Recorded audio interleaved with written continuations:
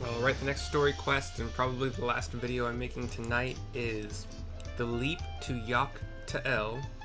I'm pronouncing it T'el because it's T''EL, but everybody else has been pronouncing it in the voiceovers as T'el, so Yak T'el. Level 94, our first level 94 quest given to us by Alphano. We are at the Forward Cabins in Tulilal. Here we go. This will reward us with a Dark Mahogany Weapon Coffer, item level 663. Which I might end up using pretty quickly, we'll see. I'm sure the others will be along shortly. I do hope everyone has rested well. Cutscene, please be voice acted.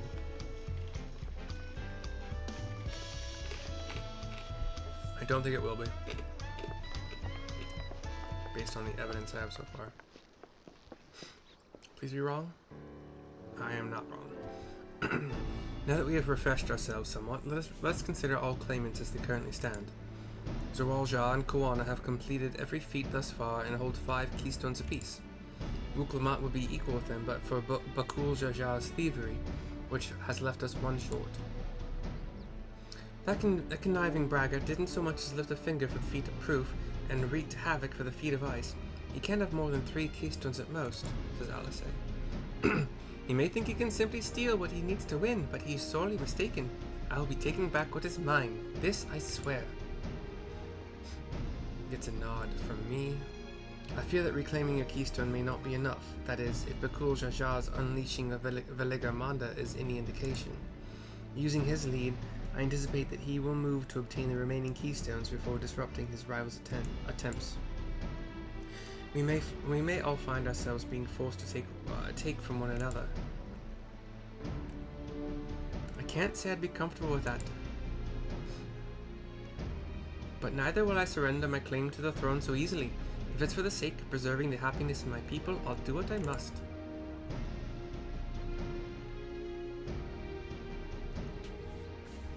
The last 2 keystones we require are those of the Lay of the Past and the Lay of the Brotherhood. The former depicts the cessation of hostilities between the Mamulja and Ixbra in the forest of Yak T'el, specifically near a village called Ikbrax. That's where I was born, if you recall. I haven't been back there since Papa took me in when I was a baby. Where the Lay of the Brotherhood takes place, however, is unclear. In the saga, it is said that a foreign explorer came seeking an audience with the Dawn Servant, but little more than that. Says Aaronville. Eorzea has a similar tale. The explorer Ketenram befriended a 2-headed king known as the Autarch before commencing his travels across Tyrol. He journeyed here several times afterwards, but was ultimately lost at sea, and at least that is the commonly held belief. Your 2-headed king certainly sounds like Papa, so this Ketenram fellow must have come to Tulilal. I thought we already knew he had journeyed with Bakul? I don't remember which is the good name. But if he indeed arrived some 80 years ago, the capital may not have been built yet, the vestiges of Yokoi architecture notwithstanding. Says Aaronville. Who gets an idea? Wait, you said Autarch, didn't you? Then Ketenram must have met the Dawn Servant in Mamuk. Mamuk? Is that a city? Says Krile. One of the grandest in Tyrol, once upon a time, and the seat of the Mamulja's homeland. It too lies in Yak T'el, not far from Ikbrax. Then all things considered, Yak T'el seems the obvious choice for our next destination, says Alice. From here, the safest method of travel is by dirigible. We should make for the landing once our preparations are complete. We're riding in one of Koana's balloons. They can't be any worse than ships, can they? Says Wook, once again, kind of being worried.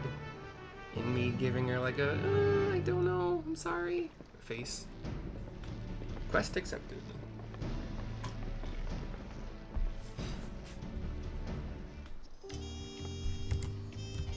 I'm not sure I should have done this,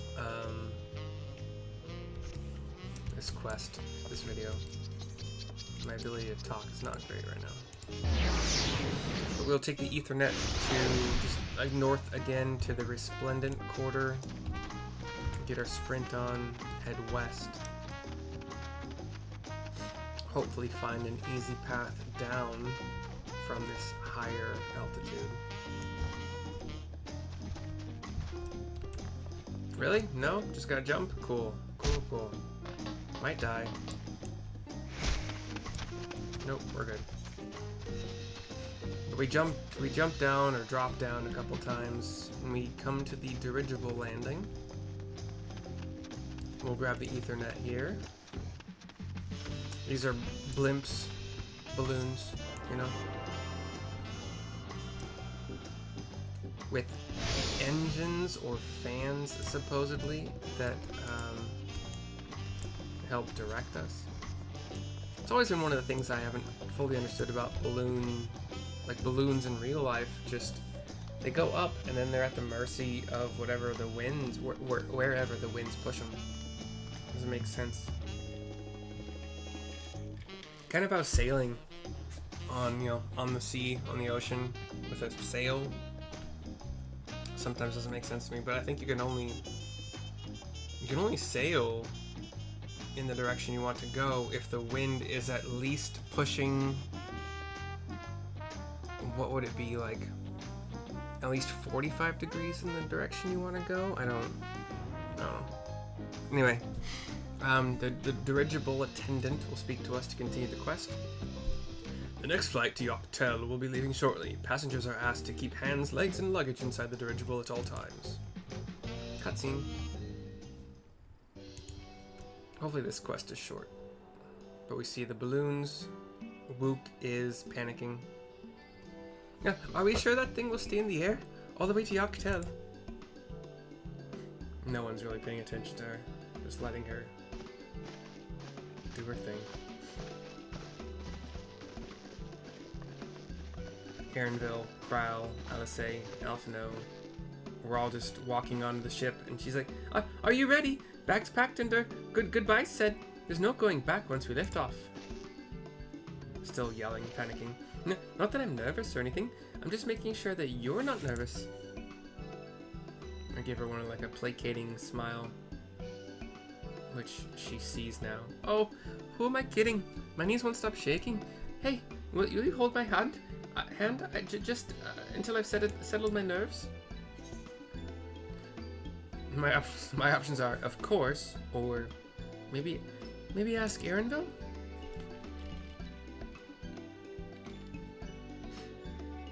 That stick in the mud? He'd never let me live it down. Somebody named Mablu says, "There she is, third promise. Wait just a moment." Oh, it's the small merchant people. Mablu and Tobli, of course. I'll wait as long as you need. The scions come back. Sorry to delay you, but we were able to discover the origin of Krile's earring. Is that so? Says Krile. You said before that it gained popularity in Yak T'el as a protective ward for travelers, correct? Says Alphino. Mablu nods. That's right, we tracked down the elderly merchant to whom first sales are attributed. According to him, the design imitates an ancestry worn by a foreign mage he met at market some 20 years ago. Little did he know that charming taste of salt would prove to be a commercial triumph. A foreign mage wearing this earring could only be grandfather. Did the merchant happen to mention which market? Says Krile. Tobli says, one in Yak T'el, to where it seems you are already bound. What luck! Then I shall seek my next clue once we arrive.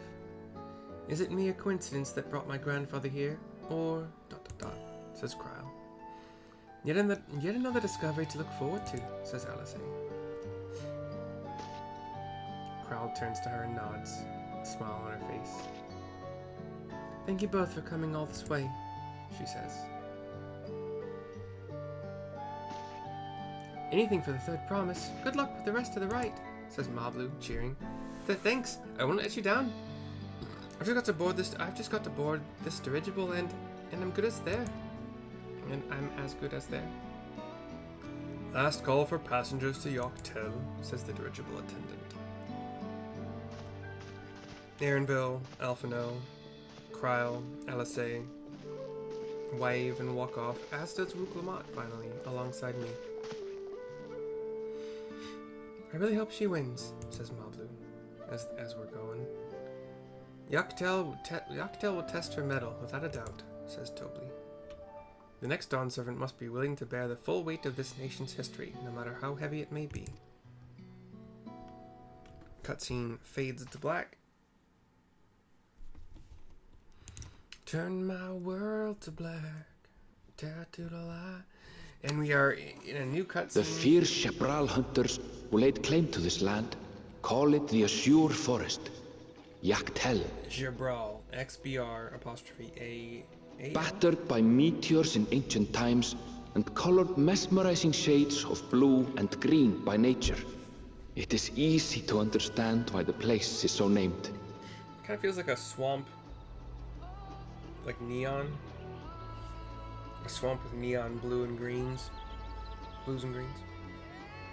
Our balloon approaches a tower, to which it will probably dock. It is here, where the Chapral and Mamulja once battled for dominance, that the right of succession would reach its climax. Wook is just sitting on the what's the word for it? The bridge? The deck of the balloon ship. Now we're off. She's catching her bearings. Are you all right? She's kind of keeled over a little bit, but still standing. I've never been good with heights. Or traveling in any weird way, apparently. The vegetation is far denser than in Kozumautka. There is a lush jungle forest. I suggest you pay more attention to the ground, unless you want to walk straight into a cenote. What's a cenote? A cenote? Thank you. Sinkholes filled with rain and groundwater.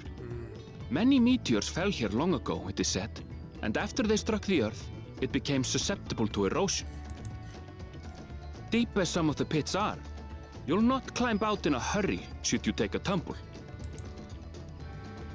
So, don't take a tumble. Yeah, so don't take a tumble. It was one time. Everybody looks to her after Anvil looks to her, and she gets defensive. Is the Chapral community depicted in the Lay of Repast close by? Aye. We need but follow the path a short way west. Right. I can't stand here with my knees knocking forever. Let's get going. If your knees are knocking, don't bother knocking. Doesn't make sense.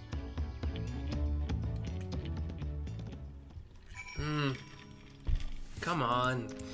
We'll talk to Erenville to continue the quest, not complete it. With thicker vegetation comes reduced visibility. I advise you to keep someone in sight at all times. We head southwest. There is no... Is there a Chico? No. There's nothing here. Just the dirigible port.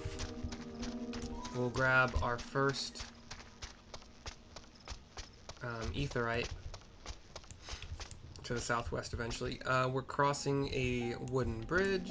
Just a simple wooden bridge. Nothing, not even arch, just... It's kind of over this...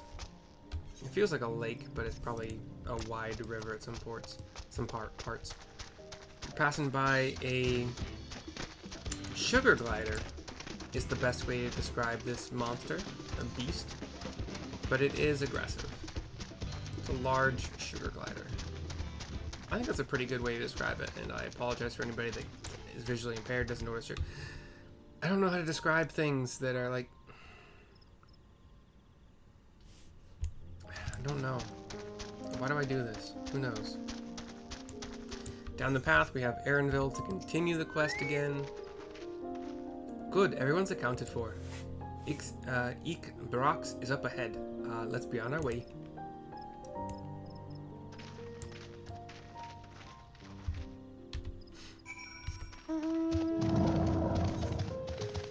We continue heading west. And I am not high enough level to turn this in, but one of my other classes will be, so. Level 94, which means I gotta do...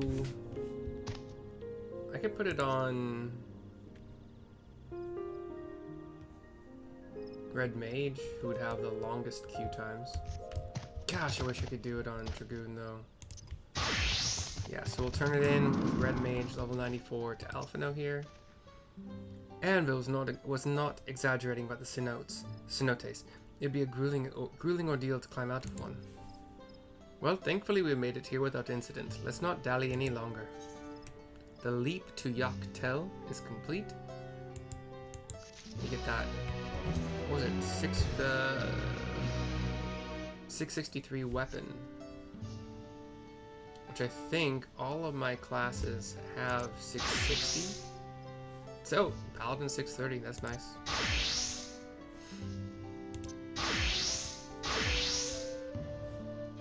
That will be the biggest benefit for Paladin. Let's just do it. Let's just get out of the way before I forget. Maybe it'll give me the shield as well, but probably not.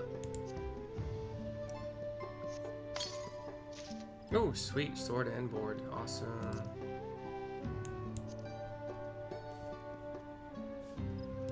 Sweet. So Paladin goes from 636 to 641 with that weapon and shield. Cool. I'm gonna queue for a dungeon on Dragoon. It's gonna take a while. Obviously, it's not gonna record that. What quest was that? Delete some. Oh, I already said it was complete. This video is complete. I'll see you next time.